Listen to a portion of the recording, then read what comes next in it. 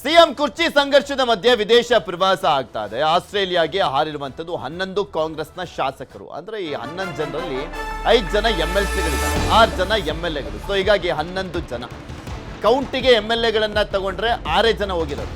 ಇಂದು ಎರಡನೇ ಟೀಮ್ನಲ್ಲಿ 20 ಶಾಸಕರು ಫಾರಿನ್ಗೆ ಏನಾದರೂ ಹೋಗ್ತಾರಾ ಅನ್ನುವಂಥ ಕುತೂಹಲ ಇದೆ. ಅಧ್ಯಯನದ ಹೆಸರಲ್ಲಿ ವಿದೇಶಕ್ಕೆ ಹಾರಿರುವಂಥದ್ದು ಶಾಸಕರು. ಆದರೆ ಅವರು ಹೋಗ್ತಾ ಇರುವಂಥ ಭರಾಟೆ, ಮಾತಾಡುವಂಥ ಮಾತಿನ ಶೈಲಿ, ದಾಟಿ ಎಲ್ಲ ನೋಡಿದ್ರೆ ಇವ್ರು ಯಾರು ಕೂಡ ಅಧ್ಯಯನಕ್ಕೆ ಹೋದಂಥವ್ರಂತೂ ಅಲ್ಲ. ಯಾಕೆಂದರೆ ಅಧ್ಯಯನ ಅಂತ ಹೋದಾಗ ಅಲ್ಲಿ ಅಧಿಕಾರಿಗಳಿರ್ತಾರೆ, ಸರ್ಕಾರದಿಂದ ಕಳಿಸಲಾಗುತ್ತೆ, ಅದೆಲ್ಲ ಇರ್ತವೆ.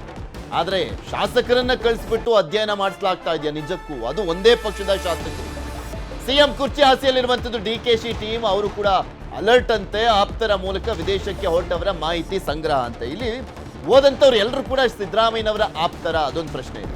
ಯಾಕಂದ್ರೆ HD ತಮ್ಮಯ್ಯ ಅವರು ಇದ್ದಾರಲ್ಲ, ಚಿಕ್ಕಮಗಳೂರಿನ ಶಾಸಕರು, ಅವರು DK ಶಿವಕುಮಾರ್ ಅವರ ಬಣದವರು. ಅವ್ರು ಹೇಳ್ತಾ ಇದ್ರು, ಒಂದು 2-3 ಬಾರಿ ಹೇಳಿದ್ದಾರೆ, DK ಶಿವಕುಮಾರ್ ಅವರು ಶೀಘ್ರದಲ್ಲೇ ಮುಖ್ಯಮಂತ್ರಿ ಆಗಲಿದ್ದಾರೆ ಅಂತೆಲ್ಲ ಮಾತನಾಡಿದ್ದಾರೆ. ಸೊ ಹೀಗಾಗಿ ಅವರು ಈ ಟೀಮ್ನಲ್ಲಿ ಇರುವಂಥ ಹಿನ್ನೆಲೆಯಲ್ಲಿ ಕಂಪ್ಲೀಟ್ ಆಗಿ ಸಿದ್ದರಾಮಯ್ಯನವ್ರ ಟೀಮೇ ಹೋಯ್ತಾ ಅನ್ನುವಂಥ ಪ್ರಶ್ನೆಗೆ ಉತ್ತರ ಹುಡುಕಬೇಕಾಗುತ್ತೆ. ಹೈಕಮಾಂಡ್ಗೆ ಶಾಸಕರ ಟೂರ್ ಬಗ್ಗೆ ಮಾಹಿತಿ, ಶಾಸಕರ ಪ್ರವಾಸದ ಮೇಲೆ ಹೈಕಮಾಂಡ್ ಕೂಡ ಕಣ್ಣಿಟ್ಟಿದೆಯಂತೆ. ಬಜೆಟ್ ಮಂಡನೆ ಬಳಿಕ ಆಗಲಿದೆಯಾ ಕುರ್ಚಿ ಕ್ರಾಂತಿ ಅಂತ. ಈಗ ಕುತೂಹಲ ಏನಪ್ಪಾ ಅಂದ್ರೆ, ಬಜೆಟ್ ಬಳಿಕ ಯಾವುದು ನಿಜವಾದ ಮೂವಿ ಇದೆಯಲ್ಲ, ಕ್ಲೈಮ್ಯಾಕ್ಸು, ಅದೆಲ್ಲವೂ ಕೂಡ ಶುರುವಾಗುವಂತ ಸಾಧ್ಯತೆ ಇದೆ. ನಾವು ಕಾಂಗ್ರೆಸ್ ಶಾಸಕರ ವಿದೇಶ ಪ್ರವಾಸದ ಬಗ್ಗೆ ಕಾಂಗ್ರೆಸ್ ನಾಯಕರು ಪ್ರತಿಕ್ರಿಯೆ ಕೊಟ್ಟಿದ್ದಾರೆ. ಯಾರ್ಯಾರು ಏನೇನು ಮಾತನಾಡಿದ ನೋಡೋಣ. ಹೋಲಿ ಬಿಡ್ರಿ, ಮಜಾ ಮಾಡ್ಕೊಂಡ್ ಬರ್ರಿ. ಯಾಕೆ ನಮ್ಗೆ ಹಿಂಸೆ ಕೊಡ್ತೀರಾ ನೀವು? ನಾವು ಹೋಯ್ತಲ್ಲಪ್ಪ, ನಮ್ ಕೆಲಸ ಜಾಸ್ತಿ ಅದು ಕಾಟಿಲ್ಲ, ನಾವು ಹೋಯ್ತಲ್ಲ. ಅವ್ರಿಗೂ ಐತೆ, ಸ್ವಲ್ಪ ಬಿಡು ಮಾಡ್ಕೊಂಡವ್ರೆ. ನಾನು 15 ದಿವಸ ಹೋಗಿರ್ಲಿಲ್ವಾ ಇದಕ್ಕೆ ಆಸ್ಟ್ರೇಲಿಯಾಗೆ, ಹಂಗ ಅವ್ರು ಈಗ ಹೋಗವ್ರೆ. ಅವ್ರವ್ರ ಸ್ನೇಹಿತರ ಕಂಡ್ರಿ, ಲೈಕ್ ಮೈಂಡೆಡ್ಸು, ಕಾಮನ್ ಫ್ರೆಂಡ್ಸ್ ಎಲ್ಲ ಹೋಗಿದ್ದಾರೆ. ತಪ್ಪೇನದು? ಸಂದೇಶ ಏನದ್ರಲ್ಲಿ?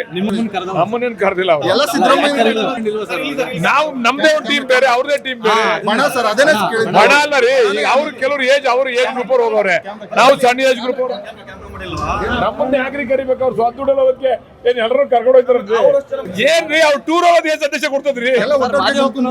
ಏನ್ 100 ಜನ ಹೋಗ್ರಿ ಇಲ್ಲಿ, ಅವ್ರು ಯಾರ ಪಾಪ 15 ಜನ ಹೋಗೋರು ತಲೆ ಕೆಡಿಸ್ಕೊತಾರೆ. ಆಮೇಲೆ ವಿದೇಶ ಪ್ರವಾಸ ಏನು ಇವತ್ತೇ ಒಂದೇ ದಿನಕ್ಕೆ ಅರೇಂಜ್ ಮಾಡ್ಕೊಂಡ್ರಲ್ಲ, ಅವರು ಒಂದು 15 ದಿನ ತಿಂಗಳಿಂದಲೇ ಅರೇಂಜ್ ಮಾಡಿರ್ತಾರೆ. ಅವ್ರು ಹೇಳೋದು, ಕೆಲವ್ರು ಹೇಳ್ತಾ ಇದ್ರು, ಬೆಳಗಾಂ ಅಧಿವೇಶನ ಸಂದರ್ಭದಲ್ಲೇ ಮಾತಾಡಿದ್ವಿ, ಬಜೆಟ್ಗೆ ಮುಂಚೆ ಹೋಗಿದ್ದು ಬರಬೇಕು ಅಂತೇಳಿ ಅವ್ರ ಸ್ವಂತ ವೈಯಕ್ತಿಕ ಖರ್ಚಲ್ಲಿ ಅವ್ರವ್ರ ಫ್ಯಾಮಿಲಿ, ಅದು ಕುಟುಂಬ ಸಮೇತರಾಗಿ ಹೋಗಿದ್ದಾರೆ. ಅದರಲ್ಲೇ ನಮಗೇನು ಅಂಥದ್ದು ಕಾಣಿಸ್ತಾ ಇಲ್ಲ. ನೀವು ಮಾಧ್ಯಮದವ್ರಿಗೆ ಅದೇನೋ KPCC ಅಧ್ಯಕ್ಷರಿಗೆ ಮಾಹಿತಿ ಕೊಡಬೇಕು ಅಂತ ನನಗೂ ಏನಿಲ್ಲ ಅಪ್ಪ. ನನಗೆ ಅದ್ರ ಬಗ್ಗೆ ನಾವು ಟೂರ್ಗೆ ಹೋಗ್ತಾ ಇರ್ತೀವಿ, ಹೋಗೋದನ್ನೆಲ್ಲ ಯಾಕೆ ಕೊಡಬೇಕು? CMಗೆ ಯಾಕೆ ಕೊಡಬೇಕು? ಅಧ್ಯಕ್ಷರಿಗೆ ಯಾಕೆ ಕೊಡಬೇಕು? ಹೋಗಿದ್ದಾರೆ, ಯಾರು ಕಳಿಸಿರ್ಬೋದೇನೋ, ಅದ್ರ ಇನ್ನೆಲ್ಲ ಕಳಿಸಿರೋರನ್ನ ಕೇಳಬೇಕು, ನೀವು ಹೋಗಿರೋರನ್ನ ಕೇಳಬೇಕು. ಸಿದ್ದರಾಮಯ್ಯನ ಬಣದ ಶಾಸಕರು ಅಂತ ಹೇಳಿ ಸರ್, ಒಂದು ಚರ್ಚೆ. ಆ ಥರ ಏನು ನನಗೆ ಬಣ ಅಂತ ಕಾಣಿಸ್ತಿಲ್ಲ. ಎಲ್ಲ ನಮ್ಮವರು ಅಂದ್ಕೊಂಡಿದ್ದೀವಿ. ನೀವು ಹೇಳ್ತಾ ಇರೋದು ನೋಡಿದ್ರೆ ಬಣ ಅಂತ ಈಗ ಪರಿಶೀಲನೆ ಮಾಡಬೇಕು. ಅವ್ರು ಯಾವ ಬಣ ಅಂತ, ಏನಾದ್ರು ಬಣ ಅಂತ ಭಾಗ ಆಗಿದ್ರೆ ಪರಿಶೀಲನೆ ಮಾಡಬೇಕು. ಅವ್ರ ದುಡ್ಡಲ್ಲಿ ಹೋದ್ರೆ ತಪ್ಪೇನಿದೆ? ಒಂದು ಚರ್ಚೆ ಆಗಿತ್ತು ಸರ್, ಸರ್ಕಾರ ದುಡ್ಡಲ್ಲೇ ಹೋಗ್ತಾ ಇದ್ದಾರೆ. ಸರ್ಕಾರ ದುಡ್ಡಲ್ಲಿ ಯಾರು ಹೋಗ್ತಿಲ್ಲ, ಅವ್ರ ಸ್ವಂತ ದುಡ್ಡಲ್ಲಿ ವಿದೇಶಕ್ಕೆ ಹೋಗಿದ್ದಾರೆ. ಈಗ ಸ್ವಂತ ಖರ್ಚಲ್ಲಿ ಅವ್ರ ಸ್ನೇಹಿತರು ಹೋಗ್ತಾರೆ, MLAಗಳೆಲ್ಲೂ ಕಾಮನ್ ಫ್ರೆಂಡ್ಸ್ ಇರ್ತಾರಲ್ಲ, ತಪ್ಪೇನಿಲ್ಲ. ಹೋಗಿರೋರೆಲ್ಲ ಸಿದ್ದರಾಮಯ್ಯನ ಬಣ ಅಂತ ಹೇಳಿ ಸರ್. ಆ ಥರ ಏನೂ ಇಲ್ಲ, ಎಲ್ಲ ಒಂದೇ ಬಣ, ಕಾಂಗ್ರೆಸ್ ಬಣ. DK ಶಿವಕುಮಾರ್ ಅವರೇ ಸ್ಪಷ್ಟಪಡಿಸಿದ್ದಾರೆ, ಹೋಗ್ತಿರೋದ್ರ ಬಗ್ಗೆ ನನ್ನ ಗಮನಕ್ಕೆ ಇಲ್ಲ ಅನ್ನುವಂಥದ್ದು. ಅವ್ರು ಹೋಗಿ ಏನು ಹೇಳ್ಬೇಕಾಗಿಲ್ಲ, CM ಏನು ಹೇಳಿ ಹೋಗ್ಬೇಕಾಗಿಲ್ಲ. ಸ್ವಂತ ಖರ್ಚಲ್ಲೇ ಅವ್ರು ಹೋಗ್ತಾರೆ ವಿದೇಶಕ್ಕೆ. ಆಮೇಲೆ ನೀವು ಮಾಧ್ಯಮದವ್ರು ಹೋಗಿ ನೀವು ನೋಡ್ಕೊಂಬನ್ನಿ.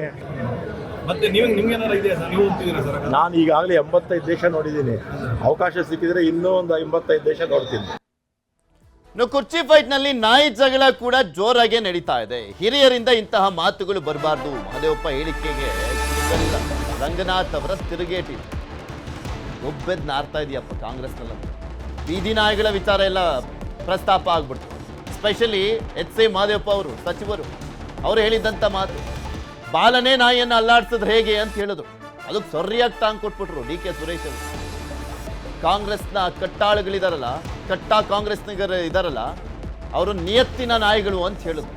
ಅಂದರೆ ವನಸಿಗರಿಗೆ ಇಂಡೈರೆಕ್ಟ್ ಆಗಿ ಅವ್ರು ಮಾತನಾಡಿದ್ರು DK ಸುರೇಶ್. ಕಾರ್ಯಕರ್ತರು ಇಂತಹ ಮಾತು ಅಪೇಕ್ಷೆ ಪಡುವುದಿಲ್ಲ. 2018ರಲ್ಲಿ ಮಹದೇವಪ್ಪ ಅವರ ಶ್ರಮದಿಂದ 80 ಸೀಟ್ ಬಂತು. ಅವರೇ ಲೀಡ್ ತೆಗೆದುಕೊಳ್ತಾರೆ ಅಂದರೆ ನಮ್ಮದೇನು ತಕರಾರಿಲ್ಲ ಅಂತ ಟಾಂಗ್ ಕೊಟ್ಟಿದ್ದಾರೆ. ಮಹದೇವಪ್ಪ ಹೇಳಿಕೆ ಕುಣಿಗಲ್ ರಂಗನಾಥ್ ಅವರ ತಿರುಗೇಟಿದೆ. ಈಗ ನಾಯಿಗೆ ಬಾಲ ಇದ್ರೇ ಶೋಭೆ. ಅವ್ರು ಯಾವ್ಯಾವುದಕ್ಕೆ ಎಲ್ಲೆಲ್ಲಿ ಯಾವ ರೀತಿ ಕಂಪೇರ್ ಮಾಡ್ತಾರೆ ಅನ್ನೋದನ್ನು ನೀವು ಅವ್ರನ್ನೇ ಹೋಗಿ ಕೇಳಬೇಕು. ನಾವೊಬ್ಬ ಹಿರಿಯ ಶಾಸಕನಾಗಿ, ಒಬ್ಬ ಕ್ಯಾಬಿನೆಟಲ್ಲಿ ಹಿರಿಯ ಮಂತ್ರಿಗಳಾಗಿದ್ಕೊಂಡು ಕಾಂಗ್ರೆಸ್ಸಿನ ಕಾರ್ಯಕರ್ತರು, ಶಾಸಕರು ಅವ್ರ ಕಡೆ ಮುಖ ಮಾಡಿ ನೋಡೋಂಥದ್ರಲ್ಲಿ ಒಳ್ಳೆ ನುಡಿಗಳು ಬರೋಂಥದ್ದನ್ನು ಅಪೇಕ್ಷೆ ಪಡೋಂಥ ಬದುಕು ನಮ್ಮದು. ಇವತ್ತು ಸಾಕಷ್ಟು ಜನ ರೈತರುಗಳು ಸಮಸ್ಯೆಗಳಲ್ಲಿ ಬೆಳೆಳ್ಕೊಂಡು ಅವರು ನಮ್ಮ ನೋಡ್ಕೊಂಡಿದ್ದಾರೆ. ಈ ರೀತಿ ಹೇಳಿಕೆಗಳಿಂದ ಶೋಭೆ ತರಂಥದ್ದಲ್ಲ ಅನ್ನೋದು ಮತ್ತೊಮ್ಮೆ ಒತ್ತು ಕೊಟ್ಟು ಹೇಳ್ತಾ ಇದ್ದೀನಿ ನಾನು. ಈಗ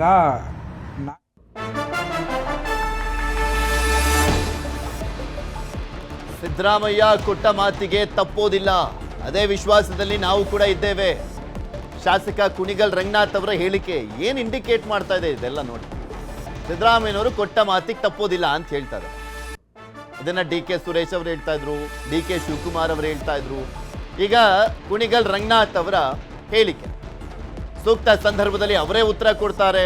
ಅಧಿಕಾರ ಒಪ್ಪಂದ ಆಗಿದ್ದಾರೆ, ಅವರೇ ಹೇಳ್ತಾರೆ ಅದೇ ಭರವಸೆಯಿಂದ ನಾವಿದ್ದೇವೆ ಅಂದ್ರೆ ದೇ ಆರ್ ಎಕ್ಸ್ಪೆಕ್ಟಿಂಗ್ ಅಷ್ಟೇ ಸಿದ್ದರಾಮಯ್ಯನವರು ಯಾವಾಗ ಬಿಡ್ತಾರೆ ಅಂತ.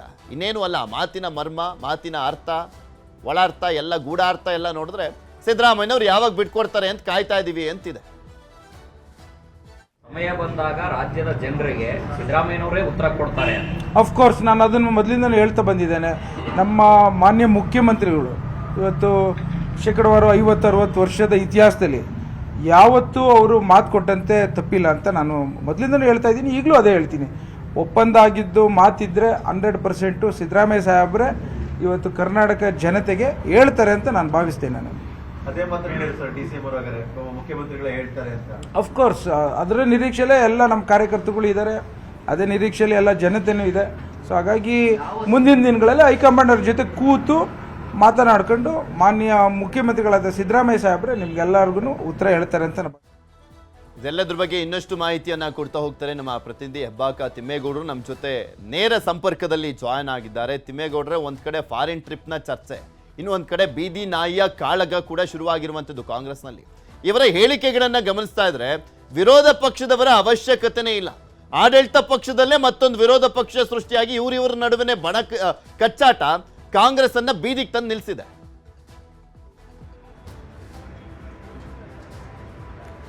ನಾಯಕತ್ವ ಬಿಕ್ಕಟ್ಟು ಕ್ಲೈಮ್ಯಾಕ್ಸ್ ಅಂತ ತಲುಪಿದೆ. ನಾಯಕತ್ವ ಬಿಕ್ಕಟ್ಟಿನ ವಿಚಾರವಾಗಿ ಒಂದು ರೀತಿ ಅಂತಿಮ ಘಟ್ಟವನ್ನು ತಲುಪಿರ್ತಕ್ಕಂಥದ್ದು. ಈ ಹಂತದಲ್ಲಿ ರಾಜ್ಯ ಕಾಂಗ್ರೆಸ್ನಲ್ಲಿರ್ತಕ್ಕಂಥ ಆಂತರಿಕ ಭಿನ್ನಮತ ಏನಿದೆ ಈಗ ಸ್ಫೋಟಗೊಳ್ತಾ ಇದೆ ಪೃಥ್ವಿರಾಜ್.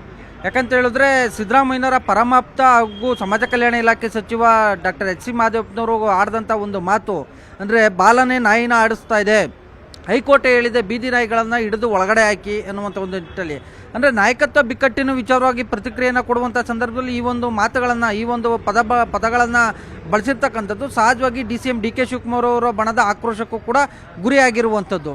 ಸೊ ಹೀಗಾಗಿ ಈ ಒಂದು ವಿಚಾರಕ್ಕೆ ಪ್ರತಿಕ್ರಿಯೆಯನ್ನು ಕೊಟ್ಟಂಥ ನಿನ್ನೆ ಮಾಜಿ ಸಂಸದ ಹಾಗೂ ಬೊಮ್ಮಲ ಅಧ್ಯಕ್ಷ DK ಸುರೇಶ್ ಅವರು ಕಾಂಗ್ರೆಸ್ನ ಕಾಂಗ್ರೆಸ್ಸಿಗರೆಲ್ಲರೂ ಕೂಡ ನಿಯತ್ತಿನ ನಾಯಿಗಳು, ಯಜಮಾನರ ಋಣವನ್ನು ತೀರಿಸ್ತವೆ, ಮನೆಯ ಋಣವನ್ನು ತೀರಿಸ್ತವೆ ಅನ್ನುವಂಥ ಒಂದು ಮಾತನ್ನು ಹೇಳೋದ್ರ ಮುಖಾಂತರ ಎಲ್ಲ ಒಂದು ಕಡೆಯಾಗಿ CM ಸಿದ್ದರಾಮಯ್ಯನವರ ಬಣಕ್ಕೆ ಒಂದು ರೀತಿ ಟಾಂಗನ್ನು ತಿರುಗೇಟನ್ನು ಕೊಟ್ಟಿದ್ರು. ಸೊ ಇದೇ ವಿಚಾರವಾಗಿ ಇವತ್ತು ಪ್ರತಿಕ್ರಿಯೆಯನ್ನು ಕೊಟ್ಟಿರ್ತಕ್ಕಂಥ DCM DK ಶಿವಕುಮಾರ್ ಅವರ ಬಣದ ಶಾಸಕರುಗಳು ಮತ್ತೊಂದು ಕಡೆಗೆ ಸಚಿವರುಗಳು ಇದೀಗ ಮಾದೇವಪ್ಪನವರ ನಡೆಯ ಬಗ್ಗೆ ತೀವ್ರ ಅಸಮಾಧಾನವನ್ನು ಕೂಡ ವ್ಯಕ್ತಪಡಿಸ್ತಾ ಇದ್ದಾರೆ. ಇದು ಮಾದೇವಪ್ಪನವ್ರಿಗೆ ಶೋಭೆಯನ್ನು ತರುವಂಥದ್ದಲ್ಲ ಅನ್ನುವಂಥ ಒಂದು ಮಾತನ್ನು DKC ಸಂಬಂಧಿ ಹಾಗೂ ಕುಣಿಗಲ್ ಶಾಸಕ ಡಾಕ್ಟರ್ ರಂಗನಾಥ್ ಅವರು ಹೇಳಿದ್ರೆ, ಅತ್ತ ರಾಮನಗರದಲ್ಲಿ ಮಾಗಡಿ ಶಾಸಕ ಬಾಲಕೃಷ್ಣ, MLC ರವಿ ಇವರು ಕೂಡ ನೇರವಾಗಿ ಅಸಮಾಧಾನವನ್ನು ಕೂಡ ವ್ಯಕ್ತಪಡಿಸ್ತಾ ಇರ್ತಕ್ಕಂಥದ್ದು. ಮತ್ತೊಂದು ಕಡೆಯಾಗಿ ಹಿರಿಯ ಸಚಿವರಾದಂಥ ರಾಮಲಿಂಗಾರೆಡ್ಡಿಯವರು ಕೂಡ ಈ ಮಾದೇವಪ್ಪನವರು ಈ ರೀತಿಯಾಗಿ ಮಾತನಾಡಬಾರ್ದಾಗಿತ್ತು ಅನ್ನುವಂಥ ಒಂದು ಮಾತನ್ನು ಹೇಳೋದ್ರ ಮುಖಾಂತರ ಪರೋಕ್ಷವಾಗಿ ಅಸಮಾಧಾನವನ್ನು ಕೂಡ ವ್ಯಕ್ತಪಡಿಸಿರ್ತಕ್ಕಂಥದ್ದು. ಈ ಮೂಲಕವಾಗಿ ರಾಜ್ಯ ಕಾಂಗ್ರೆಸ್ನಲ್ಲಿ ಒಂದು ರೀತಿ ಡಾರ್ಕ್ ಪಾಲಿಟಿಕ್ಸ್ ಎದುರಾಯ್ತಾ ಅಂತ. ಯಾಕಂತ ಹೇಳಿದ್ರೆ ಈ ಒಂದು ನಾಯಿ ವಿಚಾರವನ್ನು ಎಳೆತಂದಿರ್ತಕ್ಕಂಥ ಹಿನ್ನೆಲೆ ಸಹಜವಾಗಿ ಇದೊಂದು ರೀತಿ ಡಾರ್ಕ್ ಪಾಲಿಟಿಕ್ಸ್ ಅಂತಲೇ ಹೇಳಿ ಕಾರ್ಯಕರ್ತರು ಮಾತನಾಡ್ಕೊಳ್ತಾ ಇರ್ತಕ್ಕಂಥದ್ದು. ಇದು ಒಂದು ಕಡೆ ಆದರೆ ಇನ್ನು ಶಾಸಕರ ವಿದೇಶ ಪ್ರವಾಸದ ಬಗ್ಗೆಯೂ ಕೂಡ ಸಾಕಷ್ಟು ಚರ್ಚೆ ಆಗ್ತಾ ಇರ್ತಕ್ಕಂಥದ್ದು. ಎಲ್ಲ ಒಂದು ಕಡೆಯಾಗಿ ಯಾರೋ ಒಬ್ಬರು ಸ್ಪಾನ್ಸರ್ ಮಾಡಿರ್ಬೋದು ಅಥವಾ ಯಾರಾದರೂ ಕಳಿಸಿರ್ಬೋದು ಅನ್ನುವಂಥ ಒಂದು ಮಾತನ್ನು ಹೇಳೋದ್ರ ಮುಖಾಂತರ ಪರೋಕ್ಷವಾಗಿ CM ಸಿದ್ದರಾಮಯ್ಯನವರೇ ಇದಕ್ಕೆ ಸ್ಪಾನ್ಸರ್ ಮಾಡಿರ್ಬೋದು ಅನ್ನುವಂಥ ಒಂದು ಪರೋಕ್ಷ ಸಂದೇಶವನ್ನು, ಒಂದು ಮೆಸೇಜನ್ನು ನಿನ್ನೆ DK ಶಿವಕುಮಾರ್ ಅವರು ರವಾನೆ ಮಾಡಿದರು. ಇವತ್ತು ಕೂಡ ಅವರ ಬೆಂಬಲಿಗರು ಅದೇ ಮಾತನ್ನು ಹೇಳ್ತಾ ಇರ್ತಕ್ಕಂಥದ್ದು. ಸೊ ಎಲ್ಲ ಒಂದು ಕಡೆಯಾಗಿ ಈ ಒಂದು ಇದನ್ನು ನೋಡ್ತಾ, ಈ ಬೆಳವಣಿಗೆಗಳನ್ನ ನೋಡ್ತಾ ಹೋದರೆ ಈ ನಾಯಕತ್ವ ಬಿಕ್ಕಟ್ಟು ಬಜೆಟ್ ಅಧಿವೇಶನಕ್ಕೂ ಮುನ್ನವೇ ಮತ್ತಷ್ಟು ಸ್ಫೋಟಗೊಳ್ಬೋದಾ, ಮತ್ತಷ್ಟು ಬಿಗಡಾಯಿಸ್ಬೋದಾ ಅನ್ನುವಂಥ ಒಂದು ಲಕ್ಷಣಗಳು ಕೂಡ ಕಂಡುಬರ್ತಾ ಇರ್ತಕ್ಕಂಥದ್ದು.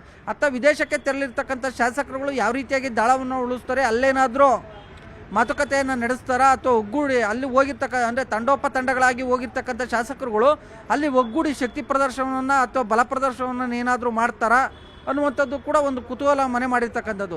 ಈ ಎಲ್ಲ ಬೆಳವಣಿಗೆಗಳ ನಡುವೆ ಇದೀಗ ಮುಖ್ಯಮಂತ್ರಿ ಸಿದ್ದರಾಮಯ್ಯನವರು ಸದ್ದಿಲ್ಲದೆ ಬಜೆಟ್ ಅಧಿವೇಶನಕ್ಕೆ ತಯಾರಿಯನ್ನು ನಡೆಸ್ತಾ ಇದ್ದಾರೆ. ಅದರಂತೆ ಶಕ್ತಿ ಭವನದಲ್ಲಿ ಇವತ್ತು ಕೂಡ ವಿವಿಧ ಇಲಾಖೆಗಳ ಪ್ರಗತಿ ಪರಿಶೀಲನೆ ಮತ್ತು ಬೇಡಿಕೆಗಳ ಬಗ್ಗೆನೂ ಕೂಡ ಮಾಹಿತಿಯನ್ನು ಸಂಗ್ರಹ ಮಾಡ್ತಾ ಇರ್ತಕ್ಕಂಥದ್ದು. ಧನ್ಯವಾದ ತಿಮ್ಮೇಗೌಡರೆ ನಿಮ್ಮೆಲ್ಲ ಮಾಹಿತಿಗೆ.